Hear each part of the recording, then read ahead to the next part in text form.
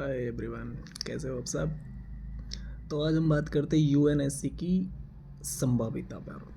आज भारत की यूएन के अंदर स्थायी प्रतिनिधि के रूप में जो मेंबर है वो रुचिका कंबोज है। उन्होंने आज यूएन की एक स्थायी संगठन के रूप में जो सभा चल रही थी, उन्होंने कहा है कि यूएन की विस्तार करने का समय अब आ गया है कि यूएन के अंदर जो 5 सदस्य देश है उनके अलावा भारत को भी इसमें शामिल किया जाए। उन्होंने कहा कि कब तक हम 5 सदस्यों की दादागिरी को सहन करते रहेंगे। जब भी बात आती है अफ्रीकी देशों के भविष्य के बारे में, पिछड़े हुए देशों के भविष्य के बारे में, या फिर कोई ऐसा मैटर जो पूरे विश्व के लिए महत्वपूर्ण है, उसके बाद में कोई न कोई देश इसमें रोड़ा अड़ा देता है।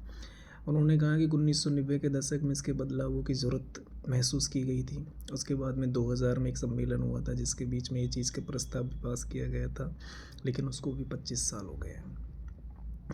अभी यूएन के अंदर किसी तरह का कोई बदलाव नहीं किया है। लेकिन आने वाली युवा पीढ़ी और अफ्रीकी देशों के युवा भविष्य के आने वाले टाइम को देखते हुए इसमें बदलाव की ज़रूरत है। यूएन फिलहाल यूएन के अंदर 193 देश है, जिसमें से 5 सदस्य स्थायी के रूप में काम करते हैं, जिसके अंदर ब्रिटेन, रूस, अमेरिका, जर्मनी और फ्रांस है। इसके अलावा 10 अस्थायी सदस्य होते हैं जो हर 2 साल के बाद में चेंज होते रहते हैं। रुचिका कंबोज भारत की स्थायी सदस्य की रुचिका कंबोज भारत की स्थायी सदस्य की मेंबर है, जिन्होंने आज सभा के अंदर कहा था सितंबर के अंदर एक बड़ा सम्मेलन होने जा रहा है क्योंकि यूएन की 80वीं सालगिरह है।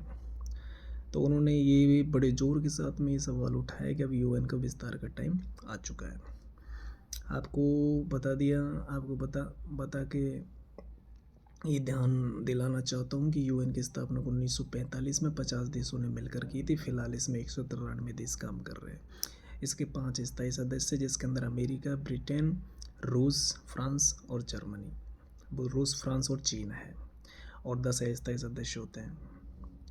तो रुचिका कंबोज ने इस चीज़ का जो एक सवाल उठाया, उसके बाद में चीज़ की बड़ी बात सामने आ रही है। एक चीज़ ये भी है कि क्या यूएन के अंदर बदलाव होना चाहिए। यदि यूएन के अंदर बदलाव नहीं होता है तो जो सुरक्षा परिषद होती है वो यूएन की सबसे पावरफुल संस्था होती है।